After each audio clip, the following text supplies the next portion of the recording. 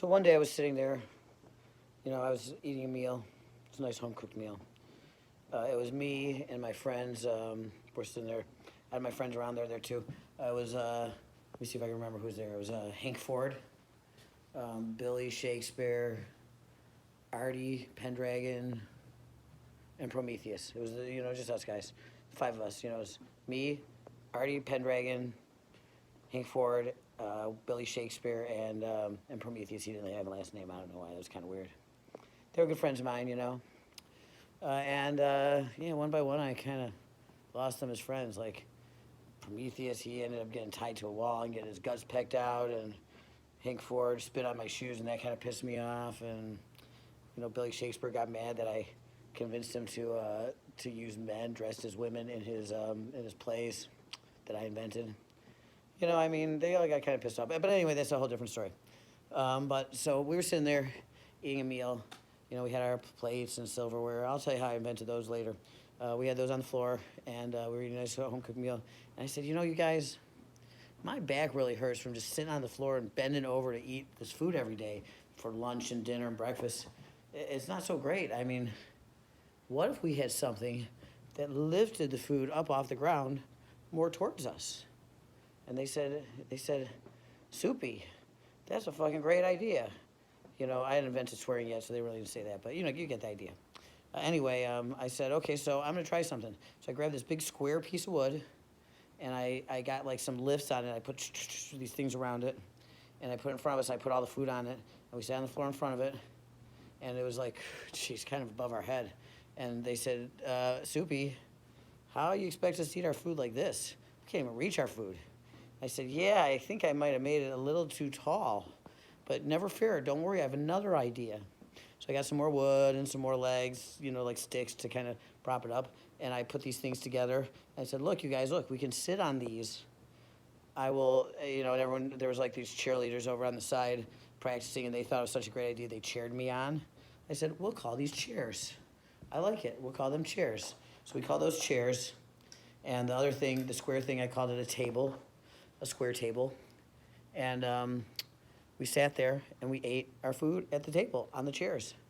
And everyone said, this is kind of good. My back doesn't hurt anymore. And I said, you know what? I got even a better idea. I put these things on behind us on the chairs to kind of prop our backs up. And everyone's like, wow, that gives my back support. That makes me feel even better. I could just sit here on these chairs all day long. I said, oh, yeah, I bet if we put, like, fluffy stuff on it, it'd be even better. So I put padding on it. Wow, they were comfy. That's how I invented the comfy chair. There's the regular chairs, and there were comfy chairs. And the table. And then Artie, he's such a smart ass. I said, you guys, we all sit here around the table, and we sing songs. I started getting everyone singing songs. We tell stories. I told some stories. And then we eat our meal. It's great. And Artie, just such a smart ass, he goes, Soupy, this is a square. I said, I know it's a square. He goes, you don't sit a square at the table. You sit around the table. And I said, man, you're hanging out with a weird crowd these days.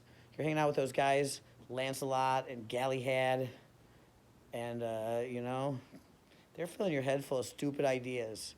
Stop dissing me, man, or I'm going to have you nailed to a wall and have your guts pecked out every night. And Prometheus kind of perked up at that. I don't know why. But Artie said, oh, man, that's not cool. You're telling me that we're sitting around this square table. It makes no sense to me.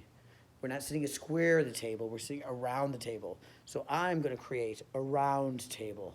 And I said, Artie, go knock yourself out. And don't come around my table anymore because you're a nutcase and I don't like the way you're talking. And he said, when the lady of the lake gave me the sword and the stone, I knew I was destined. I said, look, dude, don't talk to me about a lady in the lake.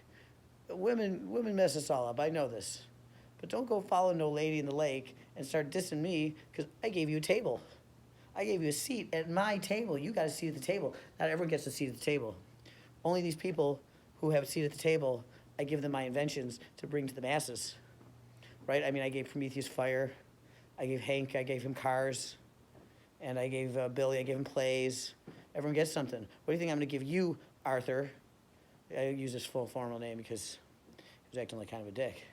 He goes, well, you're going to give me tables. but I'm going to make them round because you sit around the table. And I will not stand for you sitting here saying you sit around a square table. It makes no sense. I said, dude, why don't you go off with your fucking Lancelot and Galahad and the Lady of the Lake and just get the hell out of here, man. I don't want to hear your stories anymore. And he said, fine, I will. So we went off to the Lady of the Lake, and apparently there was like a sword stuck in stone. He pulled it out of the stone, and for some reason, this guy named Englandia, who had a big plot of land, he gave it to him. He said, look, I'm going to make you the king of England, and here's your land now. And Arthur said, that's great. He built this big round table, and he had all of his guys, Galahad and Lancelot and, Sir not appearing in this film. They all sat around the table, and they did it only at night, though. And he said, every night we're at the round table. These are the knights at the round table. And they started calling those guys knights, and for some fucked up reason, they put a K in front of it, which they don't call them Knights, do they? The Knights of the round table? No, they're the knights of the round table. I'll tell you, that Artie was whack. And I'm pretty sure it was Morgan Le Fay that was out there fucking with his head. And there was Merlin. Merlin was Morgan's older brother. And I experimented on him once and got him to age backwards. Oops. But anyway, Merlin and Morgan, they both had magic, and they fought like you wouldn't believe, and their magic just really trashed everything. But Morgan Le Fay was fucking with Artie's head, and Merlin came and said, I'll be your advisor, Arthur, King Arthur of Englandia. And, they really kind of warred Morgan Le Fay and Merlin through Arthur. They used him. They really kind of, like, fucked with him. And then Lancelot, like, slept with Arthur's girl, and England fell. It was just really a tragedy.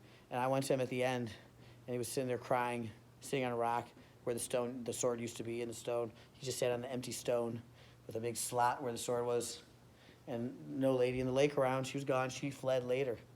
And I said, Artie, that's what you get for dissing me. This is karma. See, where's your round table now? Come back to my square table. And Artie came back to my square table. He apologized to all of us, and we played a good game of poker. And I won, of course, because I invented poker. That's a story for another day. Thank you for listening, everyone. That is the origin of tables. Have a good day. Bye-bye.